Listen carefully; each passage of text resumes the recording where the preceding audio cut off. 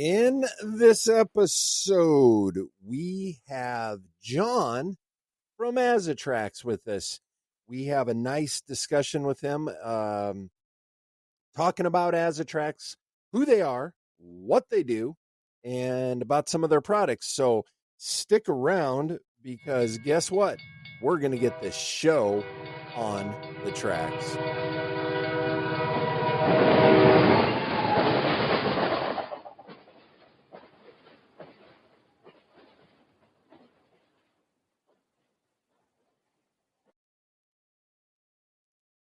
And here we are. You are with us. We are excited to be here. We have another special guest with us, John from Azatrax. And if you don't know what Azatrax is, listen up. You will find out what they are. I'm excited to have him on because I joined the Azatrax revolution, I guess you could say, and I want to say thank you. Thank you is the best way to put it, to not only Tony Bowen, who's a master model railroader of Corn Country Rails, his videos on YouTube, and also another master model railroader I got to meet in Lincoln, Nebraska. He was at the beginning stages of installing Azatrax on his system or on his layout, and asking questions between the two of them. I'm like, I like the idea. As you will hear, it is something, if you're looking at potentially wanting to have signals and prototype signaling, but you don't want to get into all the computer work and stuff like that. While yes, there is wiring to it, you follow John's instructions, or even if you have questions, reach out to him. He's a great guy to reach out. I had questions at the beginning, and he answered them perfectly for me, and so I jumped on board with Azatrax. So before we get going, because it was recorded straight through, we're gonna jump in and say, or read from our 400 plus thrilling and unbelievable train facts for enthusiasts. This one is from Early History of Rail Transportation. The earliest known form of rail transportation dates back to ancient Greece, where the diolkos, I believe it is how you pronounce it, a paved trackway, was used to transport ships across the Isthmus of Corinth as early as the 6th century BC. So, interesting, from 400 plus thrilling and unbelievable train facts for enthusiasts, written by Nathan Ward. Thank you to the girlfriend's daughter for getting me that for Christmas. That is awesome. So, without further ado, we are going to jump into the interview and we'll chat with you at the end. So, here we go. Attention, model railroaders. Broadway Limited Imports is proud to support the Model Railroad Talk podcast, and they've got some exciting new projects rolling in for both HO and N-Scale. Fresh off the big announcement at the Railroad Hobby Show in Springfield, Massachusetts, BLI is bringing you the legendary Boston and Albany A1A Berkshire steam locomotive in stunning HO scale. Part of their premium brass hybrid series, this masterpiece features Paragon 4 sound and DCC, delivering top-tier realism and performance. Don't miss out. Place your order with your favorite dealer by July 10th to lock in the guaranteed delivery for spring 2026. Calling all model railroaders and railroad enthusiasts. The Hawkeye Model Railroad Club and ScaleSigns.com are proud to sponsor the 5th annual Iowa City Train Show on Sunday, October 19th at the Johnson County Fairgrounds in Iowa City, Iowa, from 10 a.m. to 3 p.m. Enjoy 2 buildings packed full of model railroad items in scales HO, N, O, and more, along with railroad memorabilia of all shapes and sizes. Admission is just $5 for adults, with kids 12 and under free. Don't forget to also check out the Hawkeye Model Railroad Club's layout progress down at their club building, open to the public for free all day long. Interested in being a vendor or displaying your organization or model railroad layout? Check out our website at www.hawkeyemodelrrclub.com 2025-train-show. The 5th Annual Iowa City Train Show, sponsored by ScaleSigns.com and the Hawkeye Model Railroad Club on Sunday, October 19th from 10 a.m. to 3 p.m. at the Johnson County Fairgrounds in Iowa City, Iowa. We'll see you at the show. Are you interested in operations? Are you new to operations? Are you a seasoned operator? Consider joining the Operations Special Interest Group, or OPSIG. The OPSIG is an organization dedicated to operations from the experienced operator to the novice. Their principal purpose is to discuss, develop, and disseminate ways of operating model railroads to realistically emulate practices of the prototype. This includes sharing information on various methods of generating, moving, and controlling traffic to heighten the feeling that our models are an active and integral part of the national rail transportation network, serving shippers and consignees throughout the nation. Their membership is a tremendous resource to exchange information and ideas and to develop improved ways for hobbyists to learn the art and science of operating a railroad in a particular model railroad.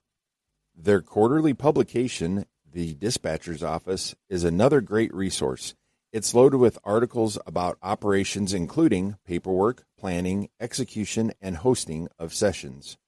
Annual membership is only $10 per year. Membership includes 4 issues of the Dispatcher's Office e-version, access to their Dispatcher's Office archives, an industry database to help add realism to your operations, and a directory of operating layouts across the country. If you like to operate or are just becoming aware of this exciting and growing part of the hobby, this is the place. All are welcome. You can find them at www.opsig.org. That's www.opsig. And as we have said in the intro, we have John from Azatrax with us. I'm excited to have John with us because I'm excited about the Azatrax line. And without further ado, John, I want to thank you for coming on to the show. Well, thanks for inviting me. Thanks for being here. It's awesome. I've been in Azatrax, or using it for it's been a couple 2-3 months now, I think, since the first time you and I kind of talked. And I'm amazed by it, but we'll get to the Azatrax here in a little bit. So let's first start out, John. How long have you been in the hobby? I'd say 65 years. Oh, wow. Okay. It started when I was 2. Oh, wow. Okay. First train set Christmas or something like that? Right. Yeah. American Flyer around the Christmas tree. Oh, that's cool. Well, shoot, Yeah. we'll have to have you back on to talk about O scale sometime. Do you currently have a layout? Well, you could call it that. It's an HO scale, 6 feet by 2.5 feet, and it fits on a table that I Okay. take to the train shows. Oh, okay. And so it's a simple loop, Mhm. has operating signals on it, so people can come and see what it looks like, how they work, show them different features, answer questions. Sure. That's cool. So you don't necessarily have, yours is a portable layout rather than a permanent one like mine. Right. Well, there's nothing permanent about these things, but Right. a long-term layout in the basement that development work on it stopped shortly after I started Azatrax 15 Oh, years ago. sure. So That's there understandable. went my time. Right. Uh, what would you say is the favorite part of the hobby for you? Well, for me, it's signals and electronics. Okay. Okay. It's I in 3rd grade the science unit on electricity for some reason really fascinated me, Mm-hmm. and I just sort of kept learning from there. And once I got into about middle school, uh, I wanted to do more automatic things on my train layout, and went to the library, checked out Model Railroader magazine. At the time, had some really good articles, as well as some books that are there in the library. And I started, experimenting with things, burned a few things up, but not the house. So that was good. Right. Mom was happy with that. Uh, but just kept learning, picking things up, and eventually it led to further interest in electronics and a career, and you know that's the way life went. Mild railroading was the spark, you could say, for all that, and so it gave me a direction in life. It's been a huge benefit to me. I've learned an awful lot through the hobby, and so now I'm trying to give some of that back, to the next people coming on board. Sure. Well, and you're speaking of electronics, we all know sparks are not good, but your spark that it gave you was a good one. Based on what you said. So, um, before we jump into Azatrax, what is one piece of advice that you would tell someone that's maybe new or looking at coming into the hobby? Well, don't expect any instant gratification. It's we're in a society. It just keeps on going more and more towards, you want it, here it is, you got it, it works, done. Yeah, mild railroading is an opportunity to learn and experiment and create. And so, like any other kind of hobby that's like that, it takes practice, and don't be afraid to ask questions.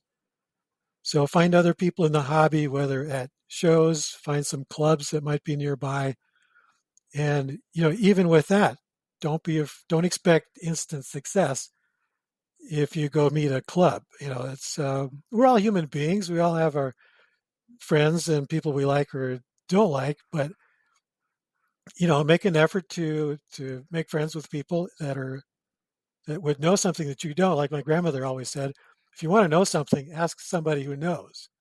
Right. Right. Yeah, and that's really good advice. And like you said at the beginning of this, electronics is in a sense your favorite part of the hobby, where some people, like for me, laying track is probably the worst part of the hobby. I enjoy building and detailing models and detailing the layout. And but then you have people that enjoy laying track and hand laying track and doing all that stuff. So yeah, that's some good advice. Yeah, go to a club or reach out if you don't know. And most people in this hobby, I believe, are willing to help. And if they don't know the answer, they'll direct you to somebody who might. So we'll move on here. So Azatrax, obviously we got a little intro there. You are you're interested in electronics, basically, is what led you to Azatrax. So when did you actually start Azatrax? It was summer 2009, Okay. so almost 16 years ago. And unfortunately, it took away. Well, fortunately and unfortunately, probably a little of both. Took away from building your layout in the basement. Um, what was the driving force, or I guess what was it that really pushed you? You got to that edge of, okay, should I do this or not? What was it that really got you going and said, yes, I'm gonna do this for Azatrax? Well, I took the kids to train shows over the years, and saw what people had, and I had an idea for uh, being able to detect a train on the track. Um, and my motivation was, the old 1950s technology from American Flyer. It was great for the time, and but I thought, well, this is the 2000s. Let's improve it a bit. And I had ideas for how to do that, but when I had a career as an electrical engineer, I did that sort of thing all day long. I'd come home and I didn't want to continue it all night. Right. But then had a career change, and I found out that even if I'm not working as an engineer, I still have this little engineer inside my head that needs something to do. And he was kind of idle for a while and started making noise, banging the cage, so to speak. And I had to realize, well, what's going on? Oh, that guy, he needs something to do. And so I resurrected this stuff and I started playing with it. And um, it worked. And so I thought, well, let's just take this to a trade show just for fun and show people. And I did, and people bought it. I thought, well, I should make some more. So I went to another trade show, made some more, and next trade show, and some more people bought them, and it just slowly snowballed from there. Eventually, my day job became a part-time day job, so I could devote more time to Azatrax. And finally, it was a few years ago, it was 2016, that I said, came home and I said, honey, you know the old saying, don't quit your day job? Well, I'm going to quit my day job. And I did, and no regrets. And it's been an adventure. Sure. I know that, that with the Azatrax, like you said, going to the train show and stuff like that, and even like building this podcast, it can be difficult when you're starting up a hobby. I mean, let's face it, some of the big things now, or one of the big things now, is 3D printing. I know I've got a couple 3D printers. I do my own stuff. I've tossed the idea of making stuff to sell, but it's one of those things where there's so many people doing it. I don't believe in your situation. There's a lot of people doing what you do. Yeah, you have the big name manufacturers. They all have their own thing, I guess. What do you feel sets Azatrax apart from, say, other signaling manufacturers, I guess? Well, there's, in this hobby, there's an awful lot of cottage industries, and I'm certainly one of them. The cottage is in my basement. And there were others out there. Before I decided to launch this, I looked around to see what else was out there. And there were other systems, and I thought, yeah, I could do that. But I'm kind of persnickety about signals, and I want them to operate realistically from my point of view, and not just on the typical, the standard, here's your track, here's your signal, and that's it. I want to do like double tracks or turnouts in the middle of signals and things like that. Trains going back and forth across the crossing. So I thought, yeah, I could do that. I could do that a little better. And so I think I did. I put in a few extra little features that were not available in some of the other manufacturers' products. What sets me apart? Well, I've been around for a while. There's been some that have come and gone since I've started. That's what you expect from this. From the big companies, a big company's point of view is mass marketing, and they don't want a lot of customer support. So they'll put in some basic, simple features, and that's it. And if you want something beyond that, you're sort of on your own to go and experiment, see what you can do. And it's nice from that point of view. They'll make it about as simple as possible. Take it out of the box, plug some color-coded cables together, no stripping wires, no soldering, and you have a basic thing that works.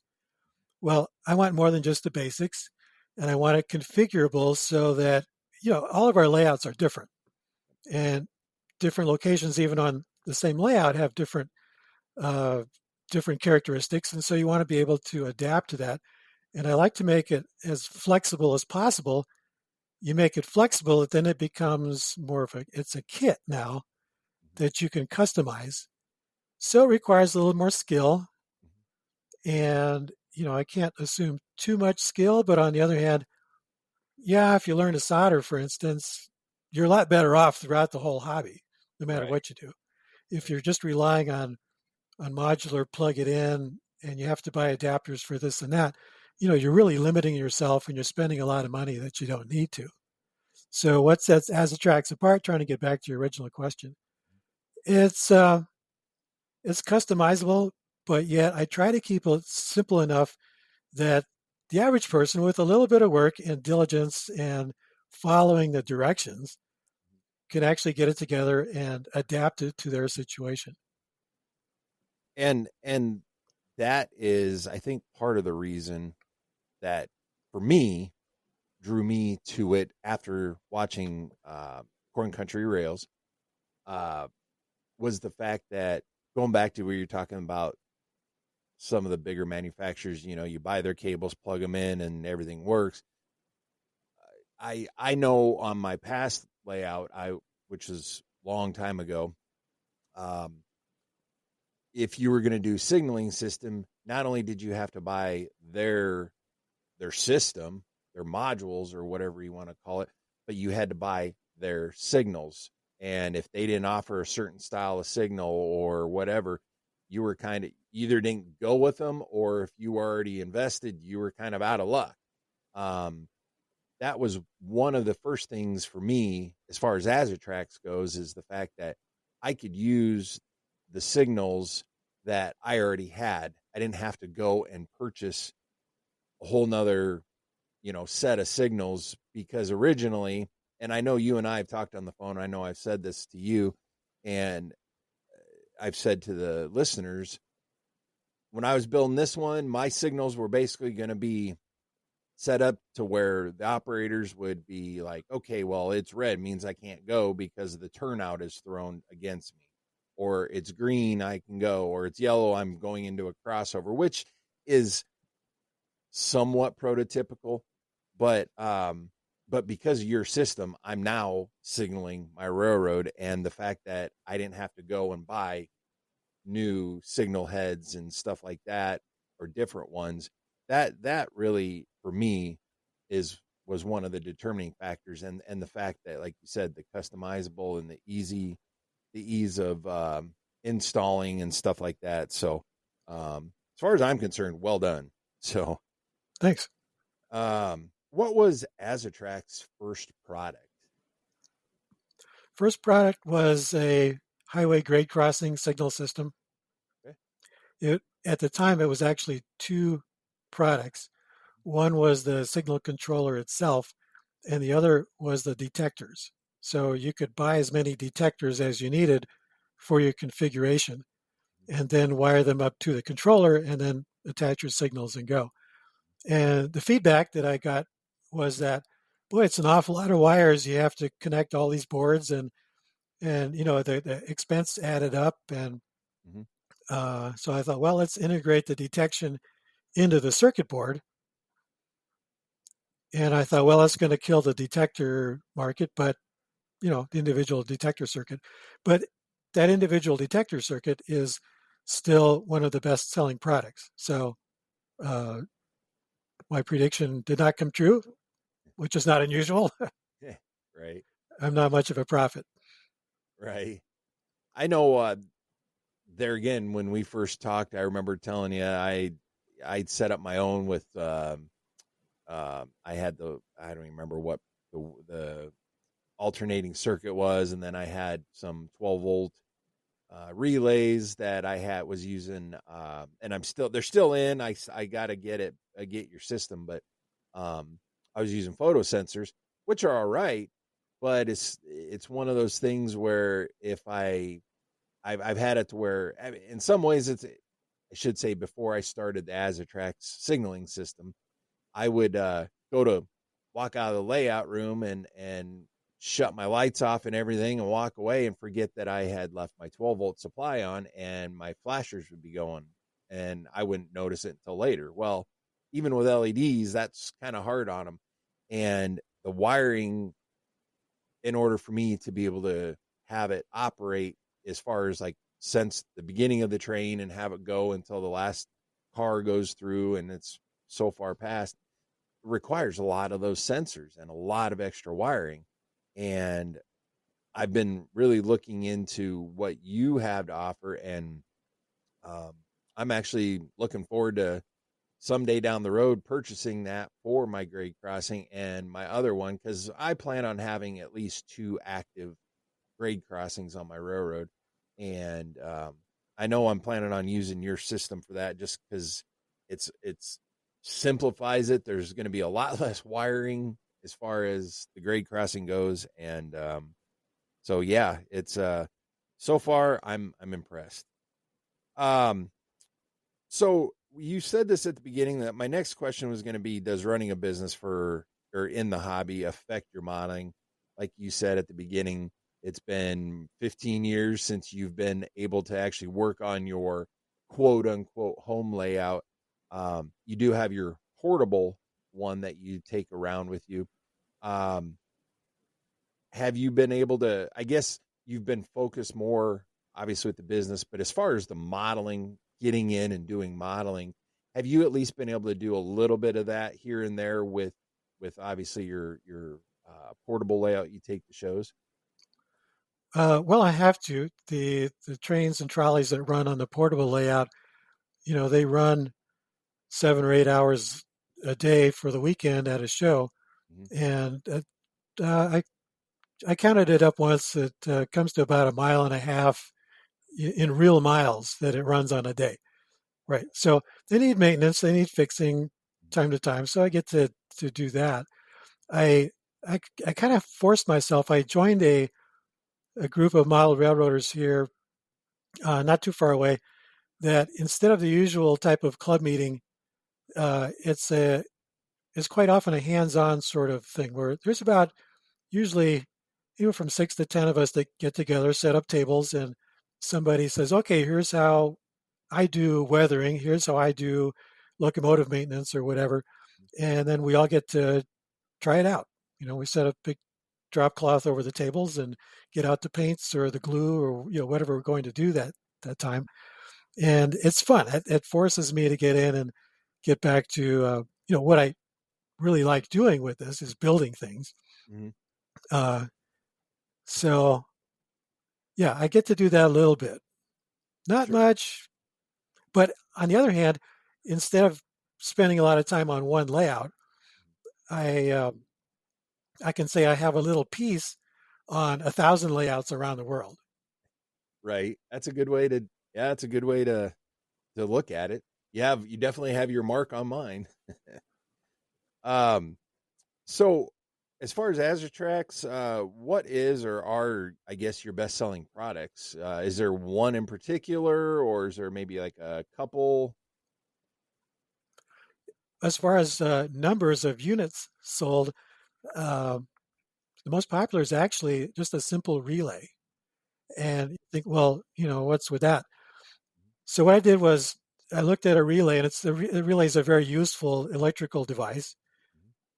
And what is it that makes it hard to use for a lot of people? One is that it just has these little pins on the bottom for the connections, so you have to solder these wires to it, and that's difficult for some people. Another is that they don't have a mounting tab, some way to fasten it down, so that's something else you have to come up with. And the other thing is they often are the coils most often are used on DC voltage only. Well, a lot of model railroaders will use AC for their accessories. Uh, Tin plate like American Flyer or Lionel has AC power to the tracks a lot of times. So I thought, well, let's take a useful, robust relay that can handle a fair amount of current and put it on a little circuit board that gives it a mounting surface. Put some screw terminals on it, makes it easy to connect up the wires, and put a bridge rectifier on board so it can be used with either AC or DC voltage for the coil. And it seems to have taken off. It's number one is selling product right there. Oh wow. Otherwise, the grade crossings I think are the most common. I have two circuit boards for that. One's a real basic for people that don't want to get real involved and spend a lot of money. Just keep it simple. And the other is a deluxe version that you can configure many different ways. That handles trains going back and forth across the crossing. It'll operate the crossing arm, the gate arms, operating gate arms. Yeah, it just has a lot of extra features on it. Sure. Sure. Now let's talk. So if somebody's looking at coming in or wanting to look at Azatrax for, let's say, signaling, kind of like what happened with me after watching Corn Country Rails. Obviously you and I talked and you gave me your suggestion, but I guess kind of, can you go through and explain the different modules that you have for signaling. So if somebody may be listening to this and they're interested, to where if they go to your website, it kind of can direct them or helps them understand a little more. Sure. Well, if you go to the website, which is azatrax.com, and then add on a slash TS2, like track signal and the number 2, that'll take you to the page that shows the track signaling, the block signaling type circuits. So what's different about the Azatrax circuits is that block signaling has been done on model railroads for a long time. You have to be able to detect the track within a block. So the block can be any length. And what I specialize in is infrared detection, because it works whether your room lights are on or off. I like doing night operations, simulated night operations, because, being the electrical guy, I like putting lots of lights on my layout, street lights, building lights, all that. So I like to run the trains in darkened conditions. So I wanted infrared so the detection works even in low lighting conditions. So how do we do that with block signaling? The motivation came from, usually, like most of my other products, motivation came from someone at a train show saying, "Hey, do you have something that'll do this?" And if I don't, I said, "Well, no, I don't." And if I can think of someone else who does, I try to point them that direction. But a lot of times it's something I just don't know. And after a few people ask me, then I think, well, maybe that's an idea for a new product. So this question was, a club has a modular layout and they want to have signals on it, block signaling. Do I have something that would work well with that? And at the time I did not, but I thought about it. It seemed like a challenge. And we think, well, what can you do if you have detection on, let's say, one module and some signals, the next module doesn't? Or maybe it does. Well, if it does, you want the connections to be real simple, but you really want all the signaling and detection right there on that module, and keep it all right where the signal is, reduce the amount of wiring. And we'll say, well, that creates some problems, but worked around it. We use the infrared detection at the block boundary. So instead of detecting a train actually physically in the block, which requires power on the rails and requires electrical conduction through the cars of the train that are in that block. So like a locomotive, of course, it has a motor, a light, decoder, something that conducts electricity, so you can detect that in the block. If your caboose has a light in it, you can detect that in the block. But what about the other cars? And so you have to install resistors on the axles of at least some of the cars so you can detect the train in the block. That has some limitations in that, let's say it's a club, and some people run their trains, they don't have the current sensing or the resistors on their cars. If it's a modular, well, you have to insulate the rails for that block. What if the next module doesn't have that accommodation? So with an infrared base, you do the detection only right there where the signals are, and then just a 2-wire communication link from one signal controller to the next. So that's just 2 wires that connect to the next module, 2 wires per track. And if that next module doesn't have that, but maybe the next one past that does, you can string those couple extra wires right past the next module over to the next one. Just, again, keep it simple. On a home layout, you can start with just one location and have a signal that operates based on a timer. If you think, well, that was fun, let's do that again down the track, you can do the same thing and then hook those 2 up just with the simple 2 wires per track, and they'll recognize each other and they'll start talking to each other and they'll communicate they'll coordinate their signals. You don't need a computer or any other central controller. So that if you do rearrange your track, the idea is like sectional track. You want to change things, you take it apart, use the same sections, but arrange them in a different way. Now you have a totally different layout. Well, can you do the same thing with your signal system? And the answer is yes. You have the signal location. Now the track goes off somewhere else. Well, you set up a signal down there somewhere, move those link wires, those two pairs, the two wires per track. You just run them to another connection, to another location, hook them up to whatever signal circuit is at that spot, and they'll start talking to each other and coordinate the signals. And that's all you have to do. You don't have to set addresses on the individual modules. Don't need to change a computer program or anything like that. Sure. So try to keep it simple and yet keep the different configuration options there for people who want to do more complex signaling. And the thing that's, I guess that's the biggest thing for me, or that was another big selling point for me, was you don't need a computer to do it. I'm trying. I can't even remember what the system was. It can either be hooked up to a computer or not, but you had to be hooked up to the computer initially to program it. And while yes, my layout is hooked up to my computer, I only use it. Basically, I use JMRI Decoder Pro. I use it for programming, speed matching my locomotives, and that's all I want. I don't really.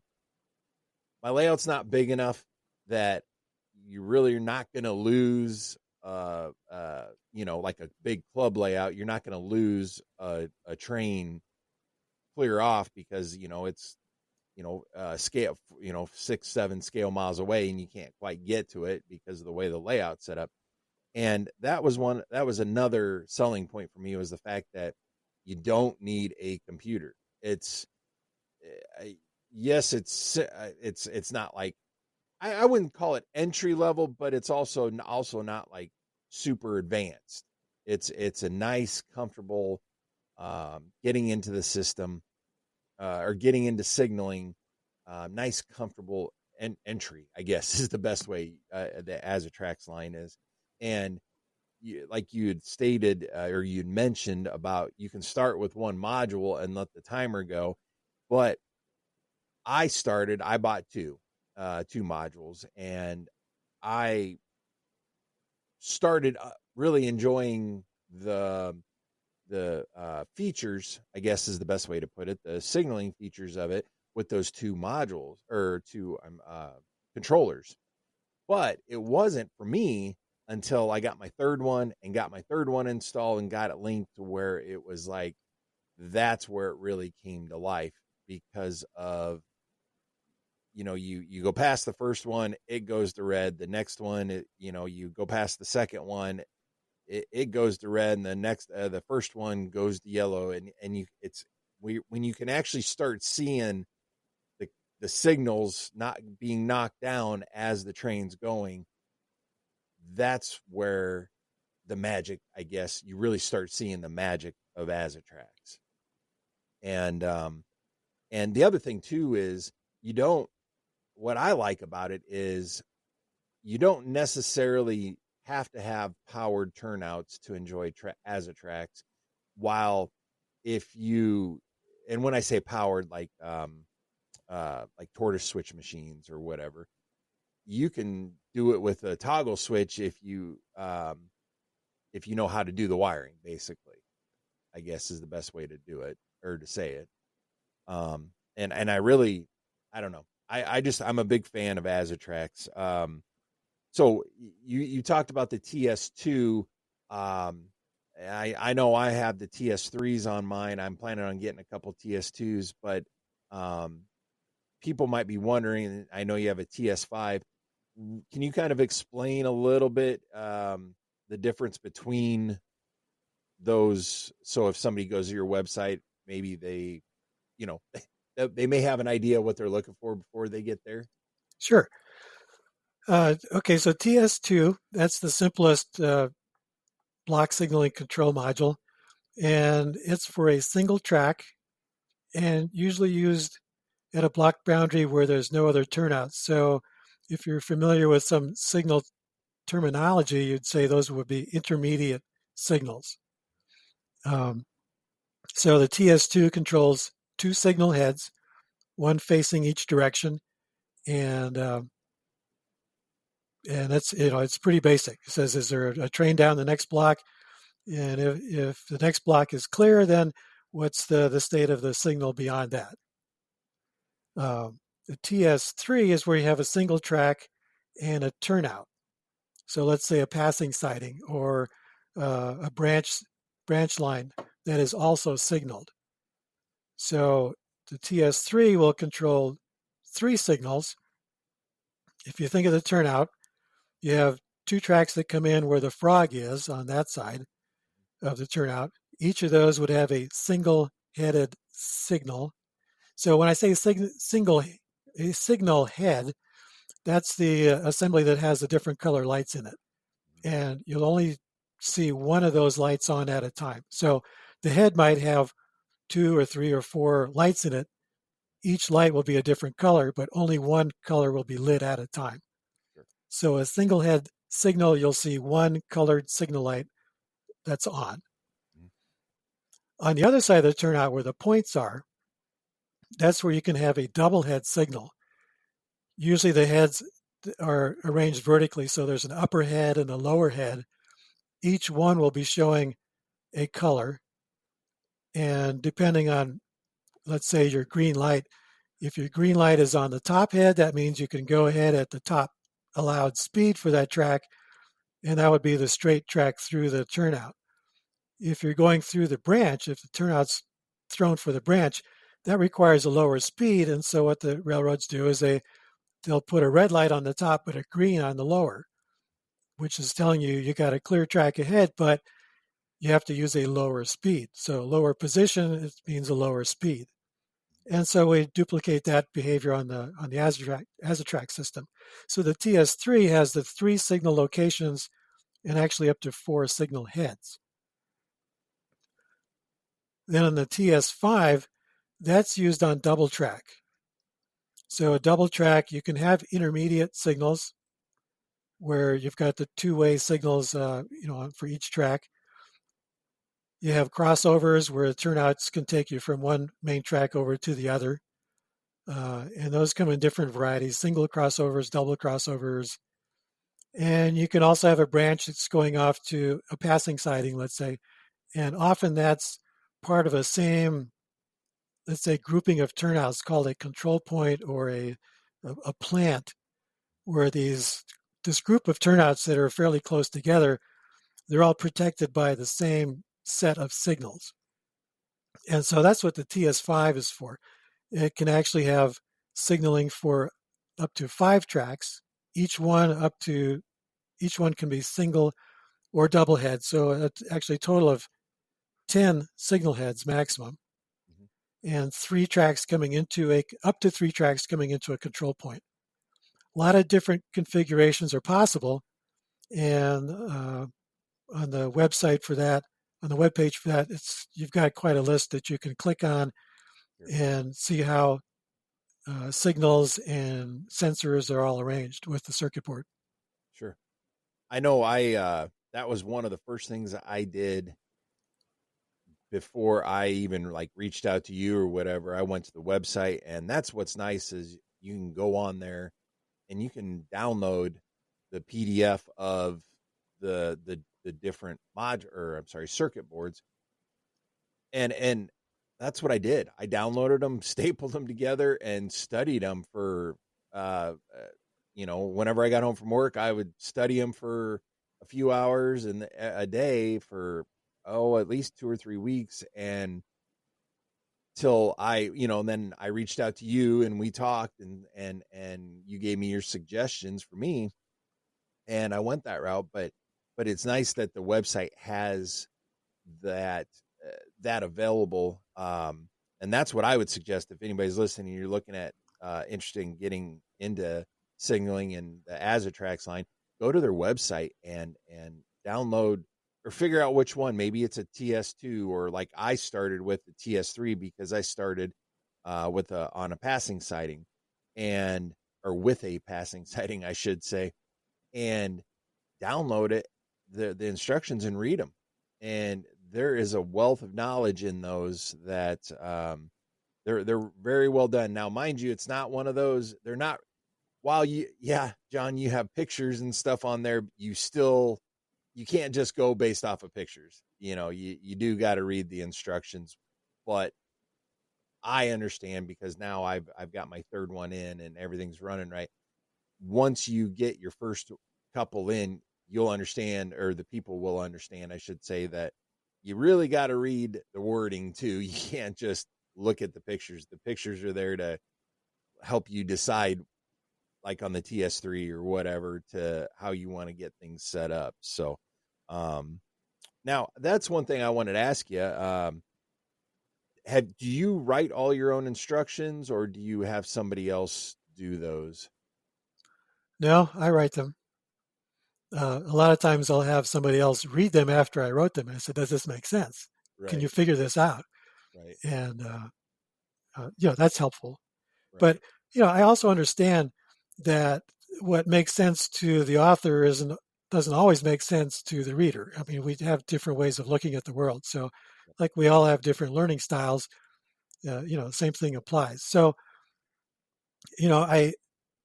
I've learned over the years by doing this, the types of questions people ask, things that often will confuse people. And so I try to incorporate that in my instructions to make it a little more clear. But you can't explain everything. You have to assume some basic level of knowledge, particularly when it comes to wiring diagrams. Follow the line, that's where your wire goes. This end of the line is one end of the wire, and that end of the line is the other end of the wire. That's Right. where they connect. But so there's some familiarity expected there. I don't expect this to be your first project where you twisted wires together. Right. But I'll help you. Okay. I do have people that are just about at that level. Not saying that they're not intelligent. I mean, these can be lawyers or pharmacists or airline pilots. They just don't know anything about electricity. Well, I don't know anything about what they do either. So I try to be patient, and I think I've helped out a fair number of people.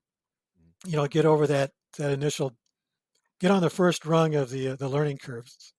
Right.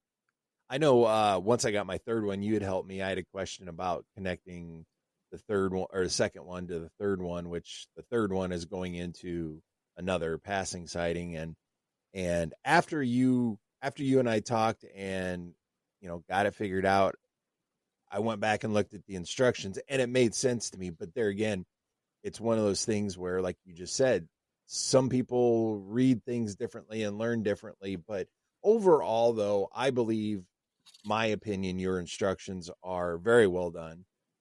And I do agree with you. If somebody is coming into the hobby or they're brand new in the hobby and you've got your track laid down and you want to do signaling, look into it. Make sure your wiring on your railroad for your track or any accessories is the best it can be, and get critiqued on that before you get into the additional wiring of signaling and stuff. Now, having said that, if you're a person you want to jump off both feet and do a big old belly flop in, give it a shot. If you're not afraid of electrical or wiring, I should say, it's not that hard of a system. I think that's a misconception, because I'll be honest. I mean, as far as the signaling, I think that was part of my problem. I never had any urge, I guess is the best way to put it, to want to signal my railroad. And that's because, well, gosh, like my signal heads, I actually, not scratch built, but kit bashed 2 signals to make one signal, but the dual head. And well, each signal has 4 micro wires. And so there's 8 micro wires, and it's like just the thought of all those wires. And as I talk to you, I'm looking, because one of them's right above my computer here, and I'm looking at all the wiring I've done under there. And you just have to be patient with it.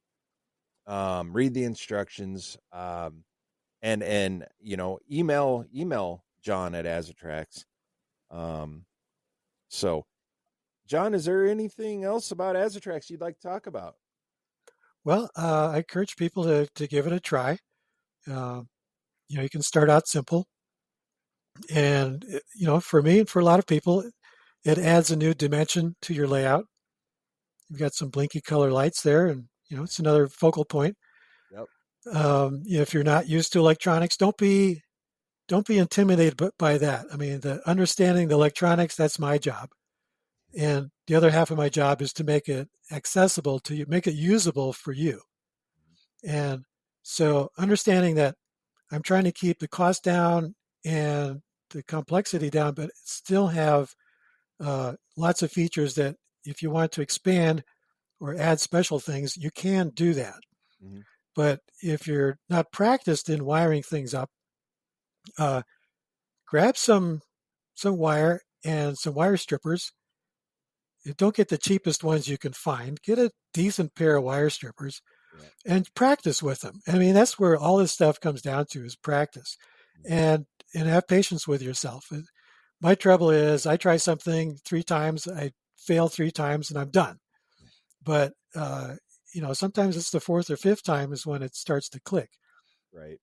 As far as cheap source of wire, they call it Cat5. It's a computer cable, network cable. Sometimes it's called LAN cable, LAN, or telephone cabling. Inside that is wires that are about 24 gauge copper. The solid copper tends to be easier to work with, I find anyway. I agree. Stranded wire is more flexible if your wires are going to move. But this Cat5 wire or LAN cabling it's inexpensive. You can find it any of the big box builder supply stores. Habitat for Humanity outlet stores often have partial boxes that are there. I mean, you can get it in boxes up to 1,000 feet. And it's relatively inexpensive. Strip off the outer plastic jacket, and there's special stripper tools for that. Again, they're not expensive. They're just a few dollars. Practice using them. You strip off that outer plastic jacket, and inside you have 8 color-coded wires, and take a few pieces of that and just practice stripping the ends off. And when you can get it to where you get the plastic to come off without putting a nick or a cut in the copper underneath, hey, you're on step 2 by now. Yep.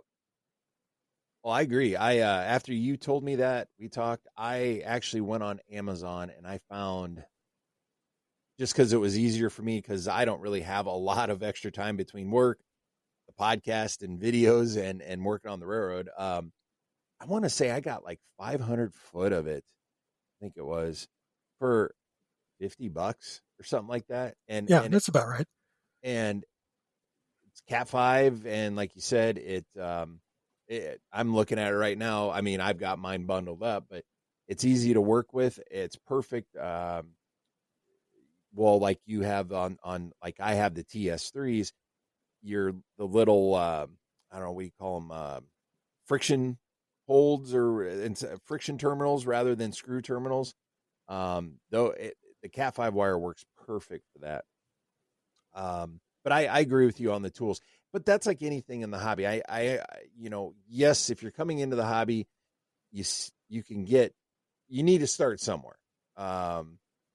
Maybe not have the best X-Actos, because maybe you can only afford the cheap ones. But eventually, as time goes on, you realize if you're going to want to do any kind of scratch building, detail work, anything like that, you need better tools. You need better tweezers, better paintbrushes. Well, that's kind of the same thing with doing electrical.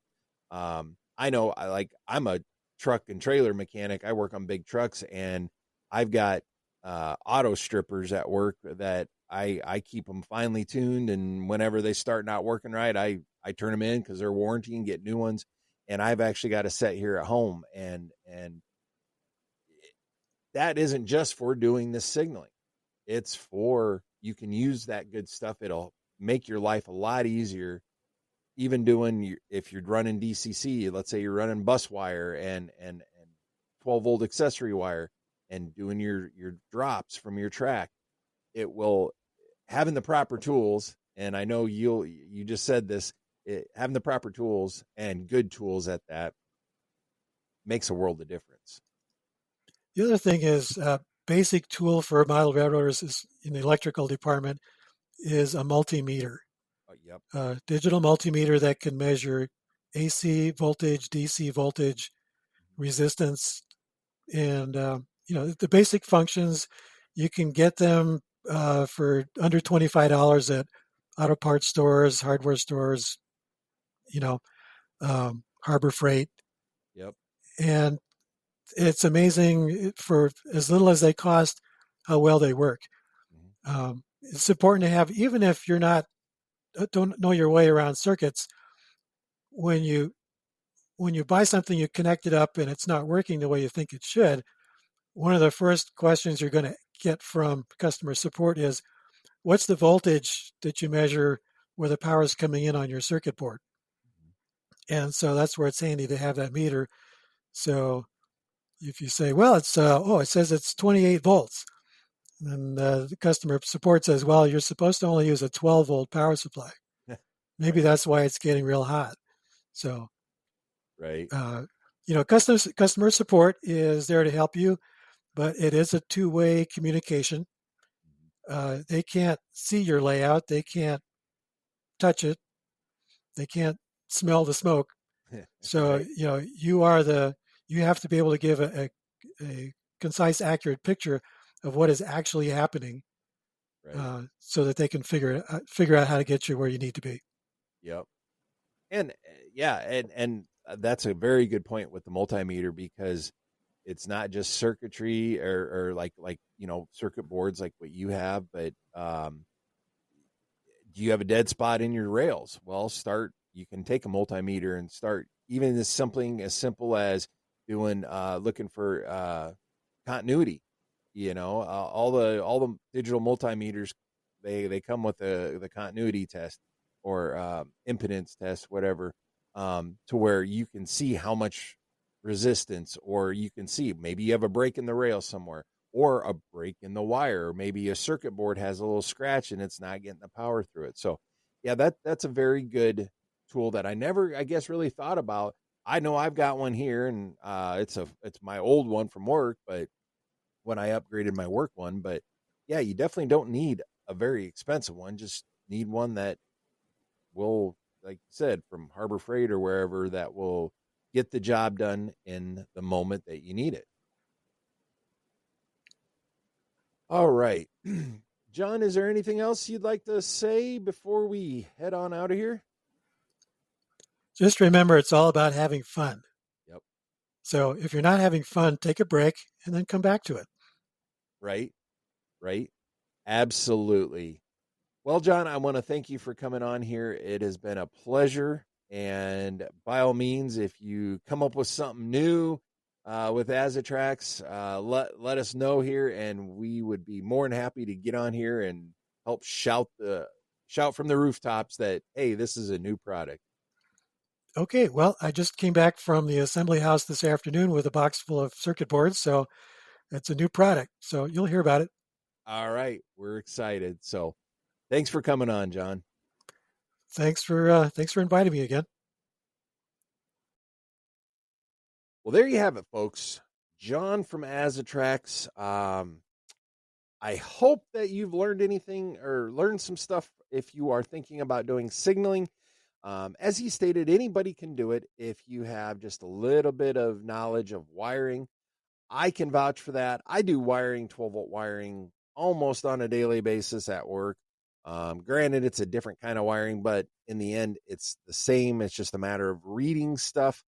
Like I stated when I was talking with him, if you're wondering about Azatrax, go to their website, which is www.azatrax.com. That's Azatrax. If you're looking at signaling or their grade crossing, and I don't remember what their grade crossing part number is, but as an example for their signaling, I'm using the TS2 and the TS3s. I'm planning on doing a video at some point once I get my upper level done. I got 2 more modules to purchase and get them wired up, and my upper level will be done once I get to that point. And I may do it ahead of time because I have 3 of them in right now, and there's just something cool about the trains passing the sensors and watching the signals drop and go from, green to yellow to red or whatever, or green to red, then back to yellow and then back to green, whatever. But the thing I like about Azatrax is you can go to their website, you can download their instructions and read ahead of time before you even purchase the seat if it's something that you want to do. If you're wanting to integrate it with a computer system, this isn't the system for you. But like me, while yes, my layout is connected to my computer, and that's through JMRI, that is mainly for their Decoder Pro, so I can speed match the locomotives and stuff. My layout, while some may say it's a big layout, to me it's not. It doesn't warrant me having a computer hooked up to operate my signals. And like John said, if there's a dark territory or something like that, it can throw everything off, where his connects together and they talk to each other. And if you want to add something in between some, it's just a matter of putting it in and hooking up the communication wires, and they'll start talking to each other. So I want to thank John for coming on here and talking about Azatrax. I'm excited about it. I know I've got my 3 modules in, and I decided I shouldn't say I have to, I want to, and I'm going to. I've got to put in a momentary switch for the one coming out of my west, or I should say my Montana yard, the west yard, because as he stated, it's based off of time, and you have to get them working right, that kind of thing. But I need to be able to force it green. But that's, if you're interested in it, look at their instructions. It'll kind of explain why I want to do that. So by all means, reach out to us, modelrailroadtalk@gmail.com. If you would like to, I'll answer any questions I can about Azatrax. Also reach out to Azatrax as well. You can go to their website. Like I said, it's www.azatrax.com. Also, you can go to our website, www.modelrailroadtalk.com, and reach out to us through there. We have kind of updated how we do things, and that I'll actually say is thanks to Ray or not. We now have an online calendar scheduler thing, and we actually have a form on our website to where if you're interested in coming on the show, head on over to the website, click on the Your Story tab, and just fill it out, send it over. I'll get the email, I'll look it over, and if it is, I know this is going to sound way worse, it's going to sound bad, way worse than what really it is, but I need to be able to see if your what you want to talk about will fit in, and if to the podcast, and if it does, we'll get we'll chit chat back and forth, and I'll get you sent over to my schedule, and you can pick a date, and we'll get something set up. So don't forget to check out Broadway Limited, who supports this podcast, www.broadway-limited.com. All that good stuff. Check us out on YouTube. We are so close to hitting 1,000 subscribers on YouTube. It is amazing. We have actually hit the point where we're somewhat able to monetize on YouTube.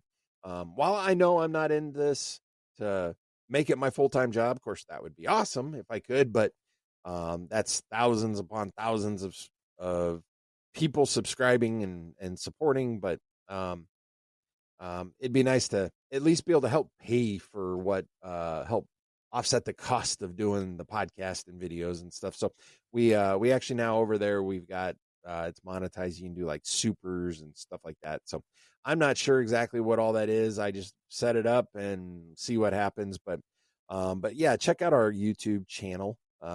We try to do updates. We just did here recently a video where we went rail fanning, and I've got several ideas for the next video. So as always, I want to thank everybody for listening and continuing to support this podcast. And of course, if it wasn't for you guys listening, I don't know that I'd still be doing this. So on that note, I'm not going to keep you any longer. So thanks for listening, and remember, keep your train on the tracks.